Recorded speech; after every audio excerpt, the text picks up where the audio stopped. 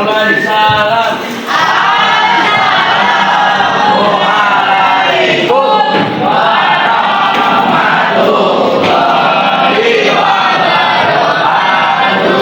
Waalaikumsalam warahmatullahi wabarakatuh.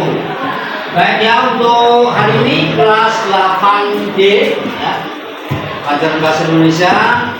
Kita mau presentasi, yang siap presentasi kelompok 1 kelompok 3. Nah, untuk itu kelompok 3 kita kasih close ya.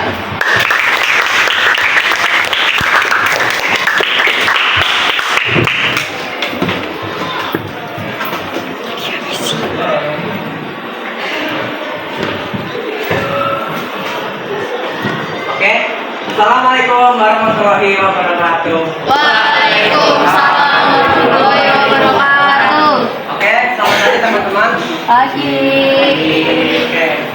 Sebelumnya perkenalkan, saya Lutfi dari kelompok 3. Di teman saya lulus sebagai operator dan teman saya Nadia sebagai kameramen.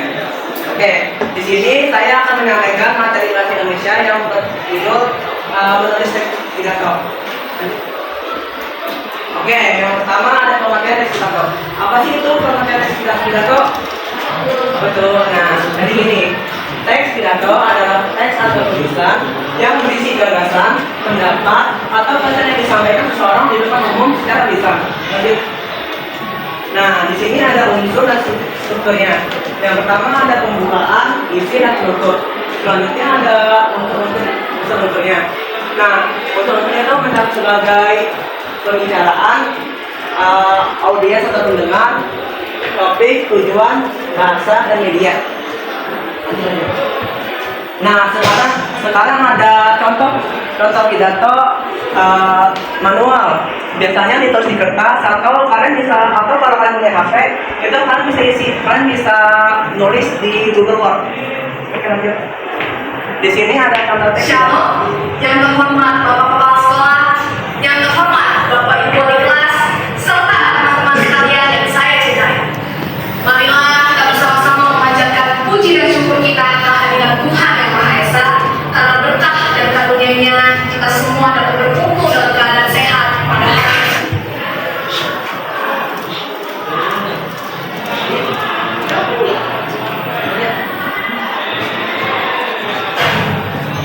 Teman-teman yang saya banggakan, pertama-tama kita perlu sadari bahwa lingkungan adalah tempat menyatukan hidup bagi kita semua. Kita harus menjaga lingkungan kita baik-baik agar demi menghasilkan keuntungan bagi kita.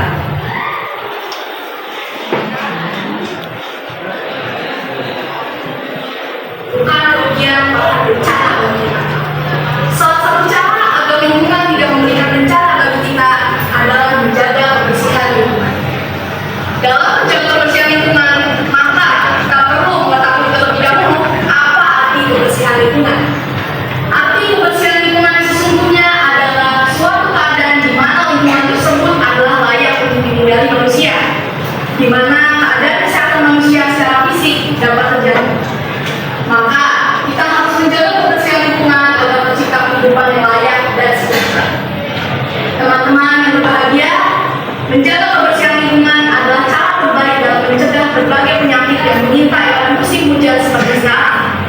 Menjaga kebersihan lingkungan dapat dimulai dari membersihkan sekolah kita tercinta, SMP Bonia.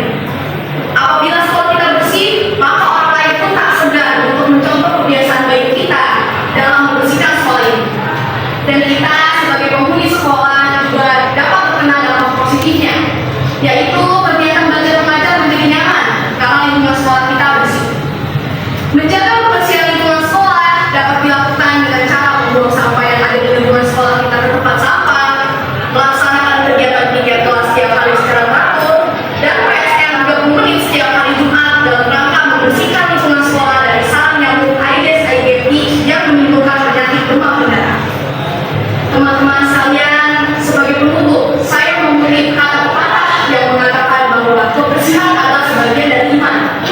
Maka apabila seseorang tidak peduli terhadap kebersihan, maka ia sesungguhnya bukan merupakan orang yang benar. Marilah ke depannya kita sebagai umat manusia dapat lebih giat lagi dalam menjaga kebersihan lingkungan. Sekian pidato dari saya.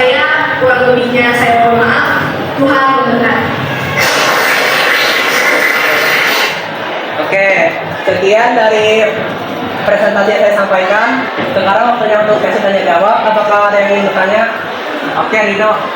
Silakan, saya Muhammad Rino, saya dari kelas 8C kelompok 3. Ya. Jadi saya akan bertanya, tadi kan di depan kalian menjelaskan unsur teks pidato. Nah, di situ tertera bahasa alat komunikasi. Nah, itu kan komunikasi yang efektif. Gimana sih dan maksudnya komunikasi yang efektif? Oke. Jadi begini Rino.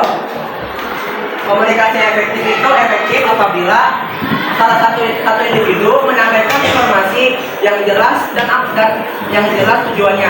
Contohnya nih, kalian tahu kan Pak Jokowi waktu 6 Agustus dan menyampaikan pidato untuk 17 Agustus. Nah itu tujuannya udah jelas, dia mau ngapain? Atau nggak tidak? Yang lebih muda, yang lebih kecil, lingkungan sekolah.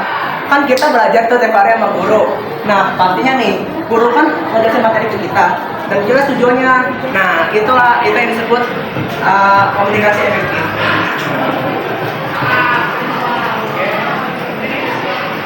Oke, apa ada yang bertanya? Oke, Anda sudah tidak ada yang bertanya, saya tutup. Wassalamualaikum warahmatullahi wabarakatuh. Waalaikumsalam.